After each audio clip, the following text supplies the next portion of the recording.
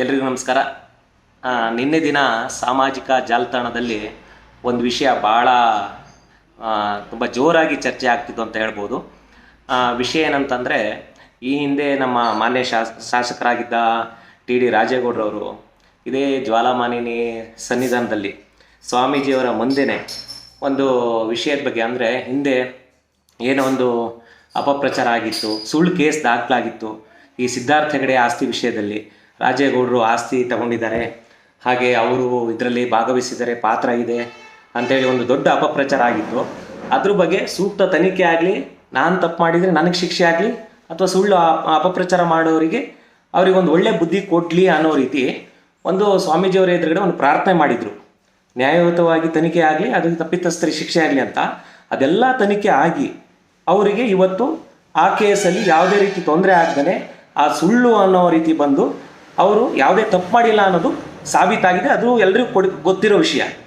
ಆದರೆ ನಿನ್ನೆ ದಿನ ಆ ವಿಡಿಯೋದ ಕೆಲವೊಂದು ಭಾಗವನ್ನು ಇಟ್ಕೊಂಡು ಕೇವಲ ಒಂದು 5-10 ಸೆಕೆಂಡನ್ನು ವಿಡಿಯೋನ ಕಟ್ ಮಾಡಿ ಅವ್ರಿಗೆ ಎಷ್ಟು ಬೇಕಾಗುತ್ತೆ ಅಷ್ಟನ್ನು ಮಾತ್ರ ಸಾಮಾಜಿಕ ಜಾಲತಾಣದಲ್ಲಿ BJP ಅವರು ಅದನ್ನು ಯಾವ ರೀತಿ ಅಂದರೆ, ಈಗ ಮರು ಎಣಿಕೆಯಲ್ಲಿ ರಾಜೇಗೌಡರು ಏನು ಒಂದು 52 ಓಟಿಂದ ಏನೋ ಸೋತಿದ್ದಾರೆ ಅನ್ನೋ ರೀತಿ ಬಂತಲ್ಲ, ಅದಕ್ಕೆ ಹೋಲಿಸಿ ಜ್ವಾಲಾಮಾಲಿನಿನೇ ರಾಜೇಗೌಡರಿಗೆ ಈ ಶಾಪ ಕೊಟ್ಟಿರೋದು. ತಪ್ಪು ಮಾಡಿದವ್ರಿಗೆ ಶಿಕ್ಷೆ ಕೊಡಲಿ ಅಂತ ರಾಜೇಗೌಡರು ಏನು ಹೇಳಿದ್ರು, ಅದು ರಾಜೇಗೌಡರಿಗೆ ಇವಾಗ ತಟ್ಟಿದೆ ಶಾಪ, ಜ್ವಾಲಾಮಾಲಿನಿ ಶಾಪ ತಟ್ಟಿದೆ ಅನ್ನೋ ರೀತಿಯಲ್ಲಿ ಬಿಂಬಿಸಿ ಇಡೀ ಸಾಮಾಜಿಕ ಜಾಲತಾಣದಲ್ಲಿ ಕ್ಷೇತ್ರದ ಜನರನ್ನ ದಿಕ್ಕು ತಪ್ಪಿಸುವಂಥ ಕೆಲಸ ನಿನ್ನೆ ಮಾಡಿದ್ದಾರೆ. ಅದು ಸಾಮಾನ್ಯ ಜನರಿಗೆ ಅದ್ರ ಬಗ್ಗೆ ಗೊತ್ತಿಲ್ಲ, ಫುಲ್ಲು ವಿಡಿಯೋ ನೋಡಿಲ್ಲ, ಅವ್ರಿಗೆ ಸಿಕ್ಕಿಲ್ಲ. ಇವ್ರು ಏನು ಕಟ್ ಪೇಸ್ಟ್ ಮಾಡಿ ಹಾಕಿದ್ದಾರೆ ಅದನ್ನೇ ಸತ್ಯ ಅಂತ ಹೇಳಿ ನಂಬಿದ್ದಾರೆ ಜನ.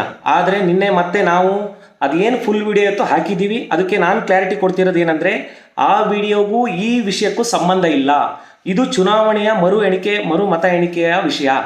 ಇದರಲ್ಲಿ ರಾಜೇಗೌಡರು ಏನು ಮೇಲ್ಮನೆ ಹೋಗಿದ್ರು, ಅದಕ್ಕೆ ನ್ಯಾಯಯುತವಾಗಿ ತನಿಖೆ ಆಗಲಿ ಅಂತ ಹೇಳಿಬಿಟ್ಟು ಅವರು ಸುಪ್ರೀಂ ಕೋರ್ಟಿಗೆ ಅಪೀಲಿಗೆ ಹೋಗ್ದೇನೆ ಹೈಕೋರ್ಟ್ ಆದೇಶದಂತೆ ಚುನಾವಣೆ ಮರು ಮತ ಎಣಿಕೆಗೆ ಬಂದಿದ್ದಾರೆ.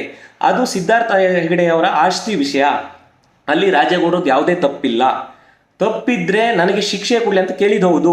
ಆದರೆ ಇಡೀ ಲೋಕಾಯುಕ್ತ ತನಿಖೆ ಸಂಪೂರ್ಣ ತನಿಖೆ ಮಾಡಿದ್ದಾರೆ, ಅದರಲ್ಲಿ ರಾಜೇಗೌಡರದ್ದು ಯಾವುದೇ ತಪ್ಪಿಲ್ಲ. ಹಾಗಾಗಿ ಈ ಒಂದು ವಿಷಯದ ಬಗ್ಗೆ ನಾವು ಕ್ಲಾರಿಟಿ ಕೊಡಬೇಕಾಗಿತ್ತು, ಕೊಟ್ಟಿದ್ದೀವಿ. ಇದು ಆ ವಿಷಯಕ್ಕೆ ಈ ವಿಷಯಕ್ಕೂ ಸಂಬಂಧ ಇಲ್ಲ. BJPಯವರೇ, ನೀವು ಸುಮ್ಮನೆ ಯಾವ ವಿಷಯಕ್ಕೂ ಲಿಂಕ್ ಮಾಡಿ ಆ ವಿಷಯನ ಈ ವಿಷಯಕ್ಕೆ ತರಬೇಡಿ. ಅದೇ ಬೇರೆ ವಿಷಯ, ಇದೇ ಬೇರೆ ವಿಷಯ. ಇದರಲ್ಲಿ ರಾಜೇಗೌಡರು ಏನು ಕಾನೂನು ಹೋರಾಟ ಮಾಡ್ತಿದ್ದಾರೆ, ಅದು ಮುಂದೆ ಹೋರಾಟ ಇದೆ, ಅದಕ್ಕೆ ನ್ಯಾಯ ಸಿಗುತ್ತೆ. ತಪ್ಪೆಲ್ಲ ಆಗಿದೆ, ತಪ್ಪು ಯಾರಿಗಾಗಿದೆ ಶಿಕ್ಷೆ ಸಿಗುತ್ತೆ. ಆದರೆ ಸಿದ್ಧಾರ್ಥ ಹೆಗಡೆಯವರ ವಿಷಯ, ಅದರಲ್ಲಿ ರಾಜೇಗೌಡರು ಯಾವುದೇ ಪಾತ್ರ ಇಲ್ಲ, ಅದರಲ್ಲಿ ಯಾವುದೇ ಮೋಸ ಆಗಿಲ್ಲ. ಅದು ಜ್ವಾಲಾಮಾಲಿನಿ ಆಲ್ರೆಡಿ ನಮಗೆ ನ್ಯಾಯ ಕೊಟ್ಟಿದ್ದಾಳೆ, ಅದರಲ್ಲಿ ರಾಜೇಗೌಡರದ್ದು ಯಾವುದೇ ತಪ್ಪಿಲ್ಲ ಅನ್ನೋ ರೀತಿ ಆಲ್ರೆಡಿ ಬಂದಾಗಿದೆ. ದಯವಿಟ್ಟು ಅಪಪ್ರಚಾರ ನಿಲ್ಲಿಸಿ. ಅಪಪ್ರಚಾರ ಮಾಡೋದನ್ನು ನಿಲ್ಲಿಸ್ಬಿಟ್ಟು ನೀವು ಸತ್ಯವನ್ನು ಹೇಳಬೇಕಾಗುತ್ತೆ ಜನರ ಮುಂದೆ. ಸತ್ಯವನ್ನು ಹೇಳೋ ಕೆಲಸ ಮಾಡಿ ದಯವಿಟ್ಟು.